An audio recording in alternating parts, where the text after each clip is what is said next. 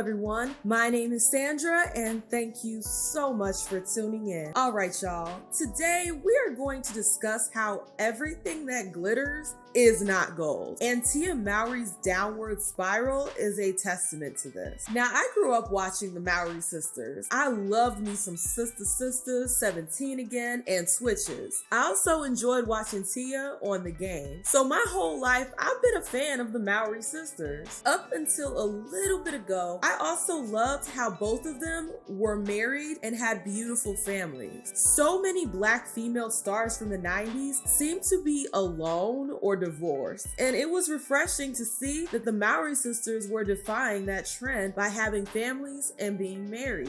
Unfortunately, marriage in today's age no longer means till death do us part, and Tia filed for divorce from her husband Corey Hardrick in 2022. Tia cited irreconcilable differences as the reason for divorce. However, Corey seemed to have been a bit blindsided by the request to divorce. During an interview, this is what Tia had to say about her divorce. You're stepping in, because some people, when you say, oh, my husband and I are going our separate ways, they go, oh no, oh, that's sad.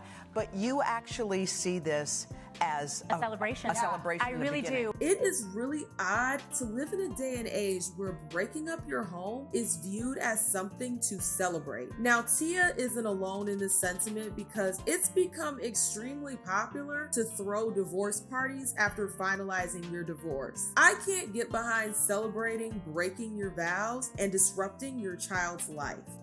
You know, my marriage was a success. Yeah. I look at it as like a curriculum when you're in college or high school, right? You're learning, you're growing, you're evolving, you're creating. And I was able to create with Corey some beautiful, amazing children.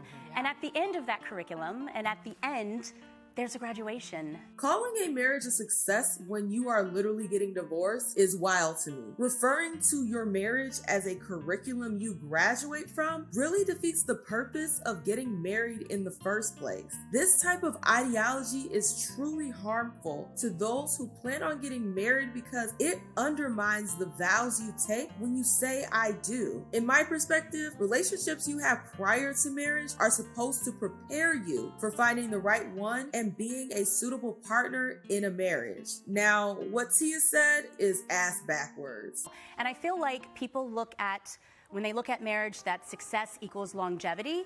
But no, at the end of the day, it's, are they happy? Are they thriving? Are they growing? And I feel like that is what is most important. It's not about staying in something because however long you are in that situation, that equals success. It's about really, again, are you happy? Because life is really short. Yeah. This is Major Cope. A successful marriage is about longevity and happiness. If you divorce, that is inherently a failed marriage. I hate how folks like to switch up definitions in order to make themselves feel better about their shortcomings. Fast forward, and Tia had an interview with Chris GQ Perry TV, and she had some very interesting things to say about marriage and dating. But before we get into that, don't forget to hit that like button and become a Fave by subscribing to the channel. Having the mom, and the dad in the home is so important because I feel like in today's generation, we lack that so much. I know. Yes, you should know, sis. You broke up your home. It's so easy to leave, right? It's so easy. Like, yes, nobody wants to stay and work on things in relationships anymore. Yes. The irony is killing me. No one wants to stay and work on their relationships, and Tia is an example of this. I feel like we live in a society that is preparing people for divorce. Talk about it. Let's go. We really, really are, Yes. because I feel like we use the analogy like throwing the baby out with the bathwater. It's like people just want to give up so easily.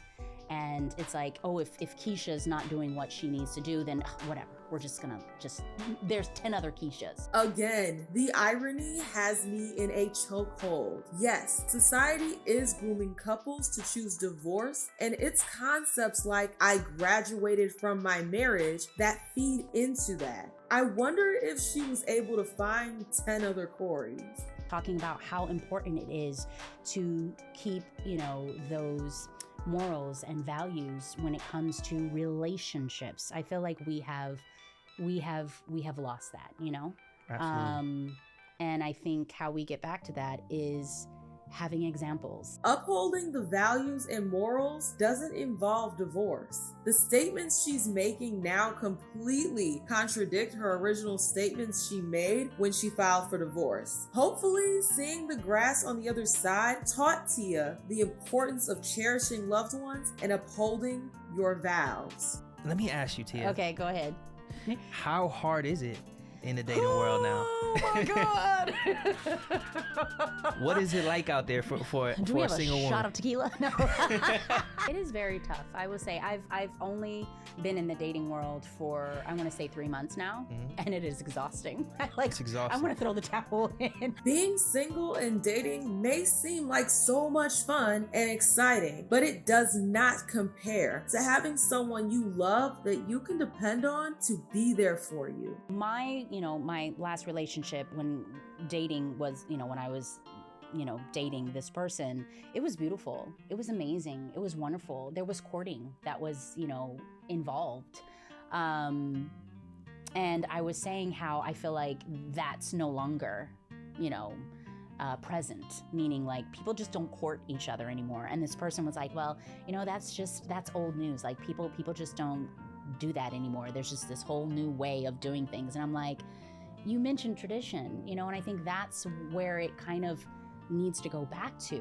It's sad that she had to break up her home to discover that the dating scene is trash and that finding the treatment she received from her ex-husband will be a needle in the haystack. And I agree, we do need to go back to tradition, but the mentality Tia had when divorcing her husband is part of what's keeping us from that. They have this mentality right off the bat that there is someone else. Do you know what I mean? Like there could be someone else. Is it that they're the prize? Yes.